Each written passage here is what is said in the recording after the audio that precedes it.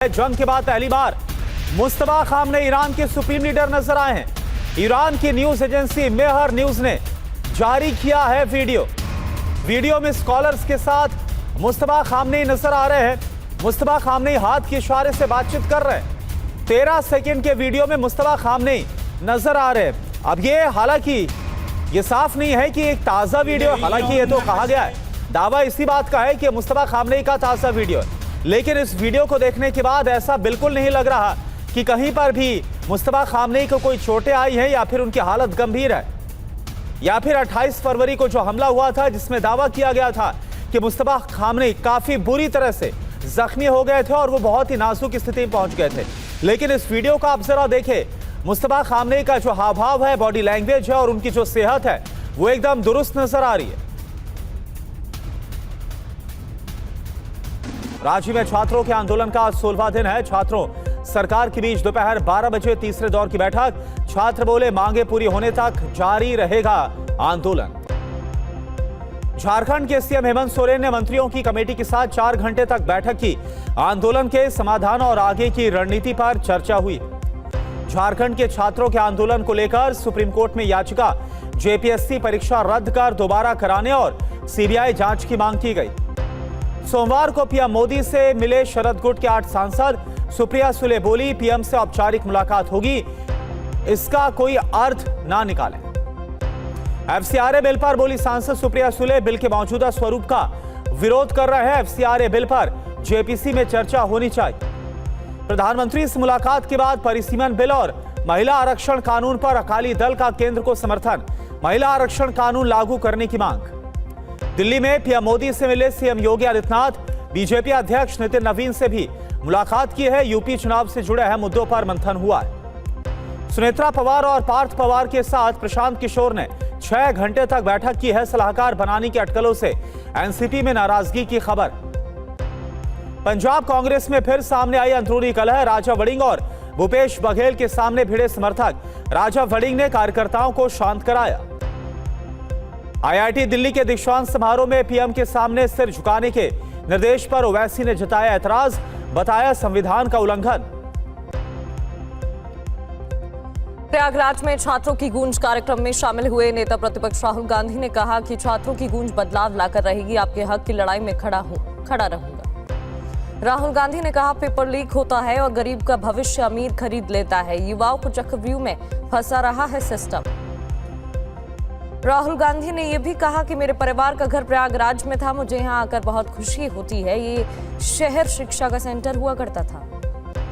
राहुल के कार्यक्रम पर डेप्यूटी सीएम ब्रजेश पाठक ने सवाल खड़े किए, कहा क्या राहुल को झारखंड के छात्रों से लगाव नहीं है। यूपी के मंत्री संजय निषाद ने राहुल के कार्यक्रम को फ्लॉप शो बताया, कहा कांग्रेस ने करोड़ों खर्च किए लेकिन शो फ्लॉप रहा। यूपी के मंत्री अनिल राजभर ने कहा कांग्रेस ने 3 महीने तैयारी की, मुश्किल से 5000 लोग आए, प्रदेश का युवा डबल इंजन सरकार के साथ है। इस्तीफे पर पूर्व शिक्षा मंत्री धर्मेंद्र प्रधान का बयान, कहा विरोध प्रदर्शन के दौरान जेनजी को गुमराह करने की कोशिशें हुई, प्रधानमंत्री से चर्चा के बाद इस्तीफा दिया था। आईआईटी दिल्ली के 57वें दीक्षांत समारोह में प्रधानमंत्री मोदी ने कहा सिर्फ सवाल न पूछे, समाधान भी खोजें। अगले 35 साल जो करेंगे वो विकसित भारत का आधार बनेगा।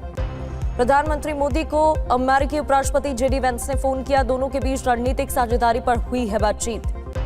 प्रधानमंत्री मोदी ने जेडी वेंस को पिता बनने पर शुभकामनाएं दी। एक्स पर लिखा अहम क्षेत्रों में सहयोग पर बातचीत हुई है। अमित शाह ने तमिलनाडु के तिरुवल्लानमलाई का दौरा किया है। प्रसिद्ध मंदिर अरुणाचलेश्वर में पूजा अर्चना की है। गृह मंत्री अमित शाह आज पुडुचेरी में सरकारी कार्यक्रम की अध्यक्षता करेंगे। हर घर तिरंगा यात्रा का भी उद्घाटन करेंगे। आज जयपुर में निकाली जाएगी राज्य स्तरीय तिरंगा रैली। मुख्यमंत्री भजनलाल शर्मा रैली की अगुवाई करेंगे। जम्मू कश्मीर में सियासी दलों के बीच एजेंसियों के जरिए खड़ा किए जाने के आरोप तेज हैं। बीजेपी बोली सुरक्षा एजेंसियों के साथ काम करना गलत नहीं। लखनऊ में आज सीएम योगी के नेतृत्व में बीजेपी निकालेगी तिरंगा यात्रा। प्रदेश अध्यक्ष पंकज चौधरी और दोनों डिप्टी सीएम भी शामिल होंगे। जम्मू कश्मीर, हिमाचल और उत्तराखंड में अगले 6 से 7 दिनों तक तेज बारिश की चेतावनी। दिल्ली एनसीआर के लिए येलो अलर्ट जारी किया गया। दिल्ली में शनिवार को दिन भर रुक रुक कर हुई है बारिश। शाम के वक्त तेज बारिश के बाद कई जगह सड़कों पर ट्रैफिक जाम नजर आया। शनिवार की शाम नोएडा के हिस्सों में तेज बारिश हुई है। सड़कों पर गाड़ियां धीमी रफ्तार में चलती हुई नजर आईं। नोएडा में बारिश के बाद सेक्टर 18 के पास ट्रैफिक जाम रहा। फिल्म सिटी की ओर जाने वाली सड़क पर करीब 1 किलोमीटर तक रेंगती नजर आई गाड़ियां।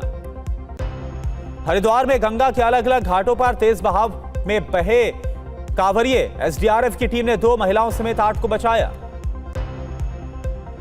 दिल्ली के पटपड़गंज में बारिश के बीच बीजेपी विधायक का वीडियो वायरल। सड़क पर आप नेताओं को ढूंढते नजर आए। रवि नेगी ने कहा, बताओ कहां है पानी। ग्रेटर नोएडा के जेवर इलाके के गांव फाजलपुर में बारिश के बाद जलभराव। सड़क पर गंदे पानी में चलकर स्कूल जाने को मजबूर बच्चे। असम में बाढ़ के बीच लगातार तेज बारिश से लोगों की मुश्किलें बढ़ गई हैं। कई इलाके पानी में डूब चुके हैं। शहरों के अंदर जलभराव की परेशानी है। असम के कार्बी आंगलुंग जिले में बारिश के बाद अचानक जलस्तर बढ़ गया। रेलवे गेट के पास की सड़कें पानी में डूब गई। 100 से ज्यादा घरों में पानी घुस गया। मूसलाधार बारिश के बाद लाहौरीजान में हालत खराब हो गए हैं। रेलवे टनल के पास गहरे पानी में बस फंस गई। किसी के हताहत होने की खबर नहीं। असम में बाढ़ से मरने वालों का आंकड़ा बढ़कर 99 हो गया है। 12 जिलों के 460 गांवों में अभी भी बाढ़ का खतरा। हैदराबाद में मूसलाधार बारिश की वजह से शहर के कुछ हिस्सों में पानी भरा हुआ है, जिससे लोगों को परेशानी हो रही है। तमिलनाडु के कल्लाकुरुची जिले में मूसलाधार बारिश से जनजीवन प्रभावित है। कई इलाकों में बिजली गुल हो चुकी है। तमिलनाडु के चेंगलपट्टू शहर के कई हिस्सों में तेज बारिश हो रही है। प्रशासन की लोगों को घरों के अंदर रहने की हिदायत। केरलम के कई जिलों में आज तेज बारिश का अलर्ट जारी है। कोझिकोड, वायनाड, कन्नूर समेत 8 जिलों के लिए ऑरेंज अलर्ट भी जारी किया गया है। नोएडा सेक्टर 51 की कोठी में काम करने वाली लड़की की संदिग्ध हालत में मौत। कोठी के टॉप फ्लोर पर पंखे से लटका हुआ मिला शव। लड़की के परिवार वालों ने हत्या करके शव पंखे से लटकाने का आरोप लगाया। कहा, एक लड़का उसे परेशान करता था। पुलिस मामले की तफ्तीश में जुटी।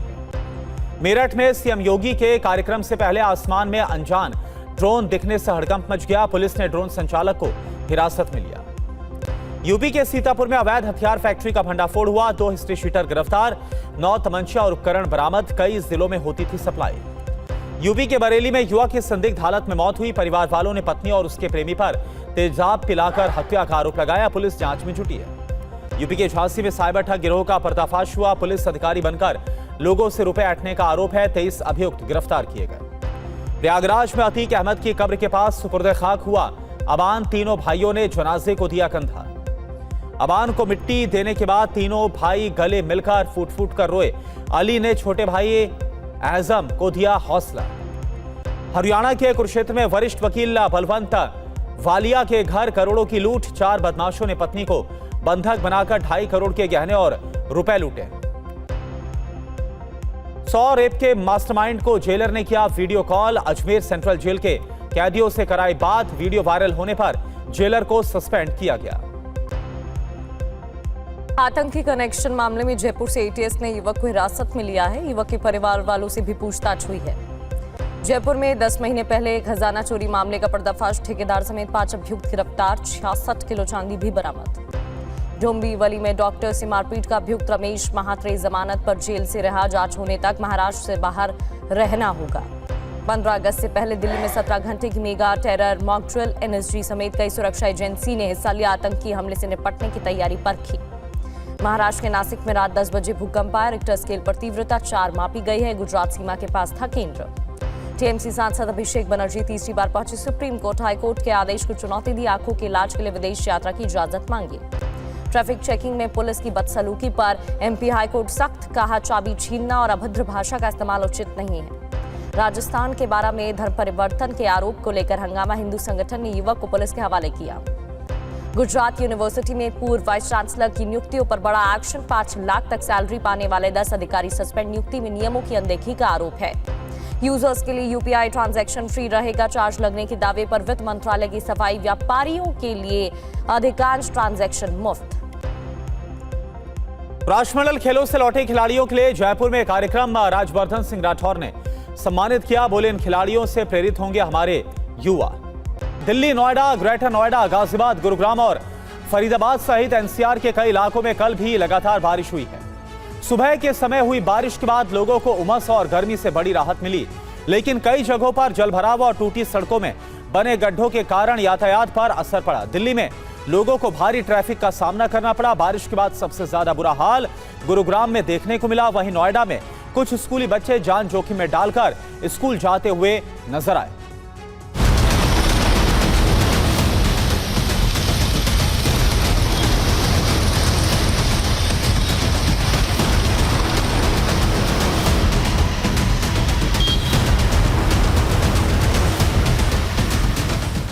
दिल्ली एनसीआर में बारिश, सड़कों पर मुश्किलों का सैलाब।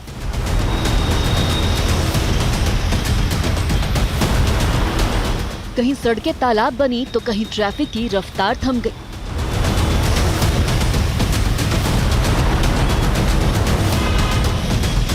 जलभराव के बीच फंसी गाड़ियां, परेशान लोग और घंटों का जाम।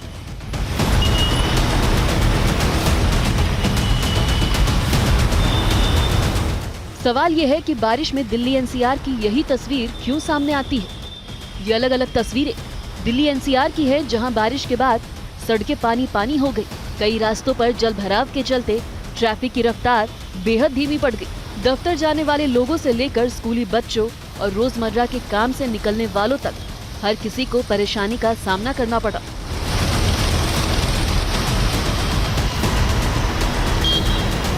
कहीं सड़क पर घुटनों तक पानी जमा है तो कहीं वाहन पानी के बीच फंसे नजर आ रहे हैं। जल भराव ने सिर्फ ट्रैफिक नहीं रोका बल्कि लोगों की मुश्किलें भी बढ़ा दी। कई जगह पैदल चलना तक चुनौती बन गया। बारिश के बाद सड़कों पर जमा ये पानी सिर्फ जल भराव की तस्वीर नहीं दिखाता बल्कि उन दावों पर भी सवाल खड़े करता है जिनमें हर बारिश से पहले जल भराव से निपटने की तैयारियों की बात कही जाती है। सवाल यही है कि बारिश आते ही दिल्ली एनसीआर की सड़कों पर लोगों की परेशानी क्यों बढ़ जाती है। अब देखिए दिल्ली एनसीआर की ये तस्वीर गुरुग्राम की उस जगह की है जहां एक फ्लैट की कीमत 100 करोड़ रुपए है। लेकिन हाल क्या है इसका अंदाजा इन तस्वीरों से लगाइए। सड़कों पर पानी है, परेशानी के बीच लोग आने जाने के लिए मजबूर हैं। अब देखिए गुरुग्राम की ये तस्वीर सेक्टर 68 की है। यहाँ भी पानी का बसेरा है। सड़कों पर कई फीट तक पानी भरा है। सड़कें खाली है, कुछ एक वाहन चलते नजर आ रहे हैं। वहीं अब ये दूसरी तस्वीर भी देखिए। लोग बाइक की सवारी करते हैं लेकिन यहाँ आलम उल्टा है। बाइक लोगों के कंधों पर नजर आ रहा है।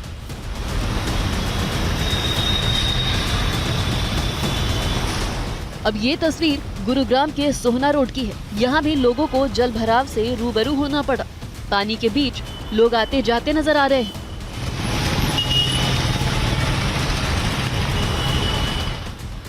अब देखिए गुरुग्राम की ये तस्वीर। सड़कों पर गड्ढा है या फिर गड्ढे में सड़क, इस बात का अंदाजा लगाना थोड़ा मुश्किल लग रहा है। ट्रैफिक पुलिस को खुद खड़े होकर वाहनों को पार करवाना पड़ रहा है ताकि किसी भी हादसे से बचा जा सके। गुरुग्राम ही क्यों, अब नोएडा की भी तस्वीर देखिए। सड़कों पर पानी है, ऊपर बिजली के तार हैं और बच्चे पानी में पैदल चलकर स्कूल जा रहे हैं। सोचिए अगर पानी में करंट फैल जाए तो फिर इस बड़े हादसे का जिम्मेदार कौन होगा। जाहिर है हर साल बारिश से पहले तैयारियों के दावे किए जाते हैं, लेकिन बारिश के बाद सड़क पर उतरते ही तस्वीर बदल जाती है। नालियां ओवरफ्लो होती हैं, सड़कें जलमग्न रहती हैं और ट्रैफिक बेहाल नजर आता है। यानी बारिश ने एक बार फिर तमाम इंतजामों की पोल खोल दी है। इस्तीफे के 2 हफ्ते के बाद पूर्व शिक्षा मंत्री धर्मेंद्र प्रधान का बयान आया है। विरोध प्रदर्शन के दौरान जनजी को गुमराह करने की कोशिश की गई। प्रधानमंत्री से चर्चा के बाद इस्तीफा दिया गया। धर्मेंद्र प्रधान ने कहा, मैंने प्रधानमंत्री से मुलाकात की और प्रदर्शनकारियों की मांगे मानने के लिए उनकी मंजूरी मांगी। प्रधानमंत्री सहमत हुए और बाद में युवाओं से बातचीत भी की। फिर मैंने इस्तीफा दिया। ये कभी मेरे लिए व्यक्तिगत प्रतिष्ठा का सवाल नहीं था। धर्मेंद्र प्रधान ने जीएम यूनिवर्सिटी में छात्रों और शिक्षकों को संबोधित करते हुए अपने इस्तीफे पर पहली बार जो बयान है वो दिया है। तो आपको बता दें कि जंतर मंतर पर जो आंदोलन चलाया गया कॉकरोच जनता पार्टी की तरफ से, और इसमें सबसे पहली मांग यही थी कि नीट पेपर लीक मामले के बाद धर्मेंद्र प्रधान को इस्तीफा देना चाहिए। और अब धर्मेंद्र प्रधान के इस्तीफे के 2 हफ्ते के बाद उनकी तरफ से पहला बयान सामने आया। उत्तर प्रदेश के बुलंदशहर में नाबालिग से दुष्कर्म के बाद हत्या करने वाले अभियुक्त को पुलिस ने एनकाउंटर में मार गिराया। ये तस्वीरें देखिए। अभियुक्त पर पुलिस ने 50,000 रुपए का इनाम भी घोषित किया था। हालांकि इस एनकाउंटर में स्वाट टीम के दरोगा समेत 2 पुलिसकर्मी भी घायल हो गए।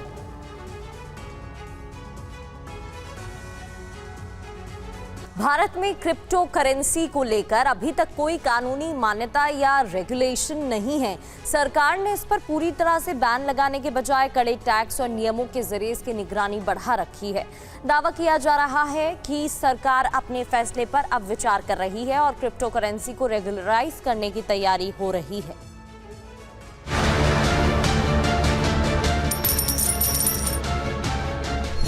Crypto threat as well as an opportunity.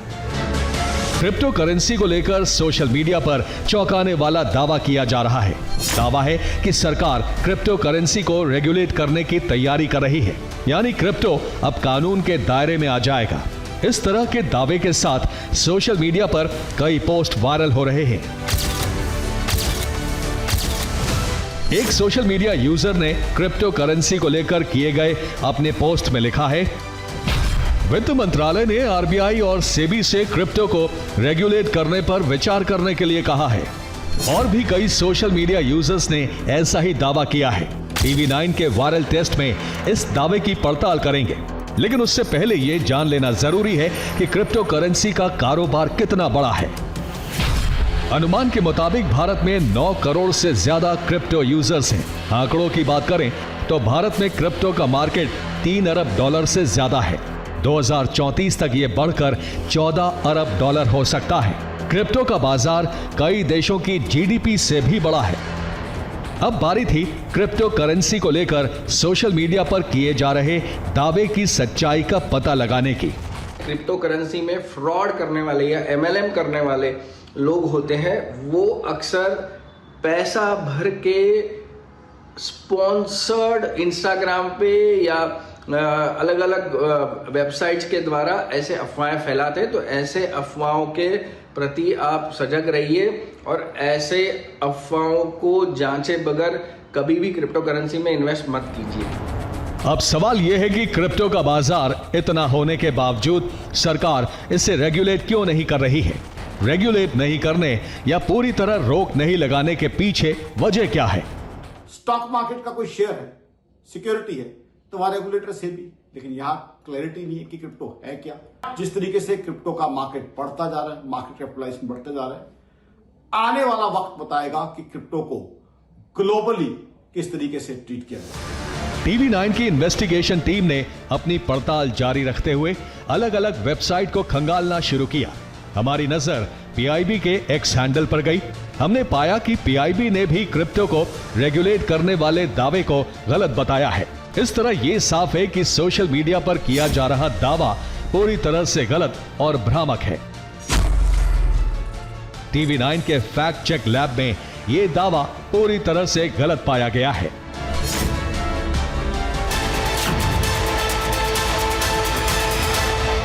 और इस बीच एक बड़ी खबर का रुख करें इस्लामाबाद से। ये बड़ी खबर है, इस्लामाबाद की मस्जिद में लश्कर-ए-तैयबा के आतंकी की मौत हुई है।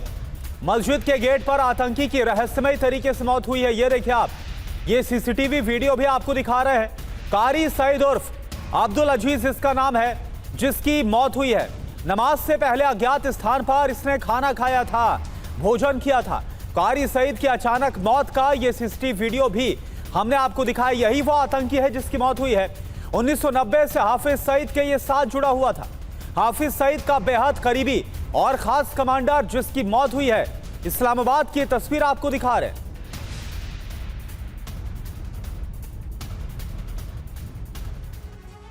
वहीं नोएडा की एक कोठी में नाबालिग का शव मिला है। कोठी में काम करती थी 15 साल की लड़की। कोठी में पंखे से नाबालिग का शव लटका हुआ मिला है। परिजनों का आरोप है हत्या कर पंखे से शव लटकाया गया है। नोएडा सेक्टर 51 में कोठी के बाहर परिजनों ने हंगामा भी किया है। पंखे से लटका हुआ नाबालिग का शव मिला है। परिजनों ने इसको लेकर आरोप लगाया, हत्या से जुड़ा आरोप लगाया गया है।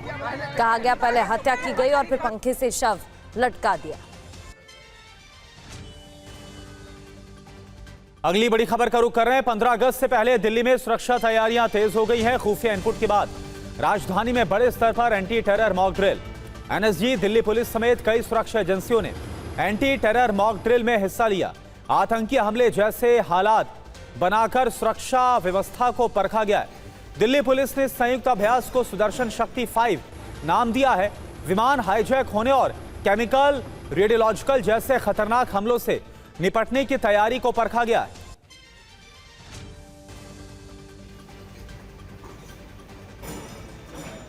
तो आपको बता दें कि 15 अगस्त से पहले दिल्ली में सुरक्षा की तैयारियों को परखा गया और बाकायदा इसको लेकर एक सिक्योरिटी ड्रिल को अंजाम दिया गया।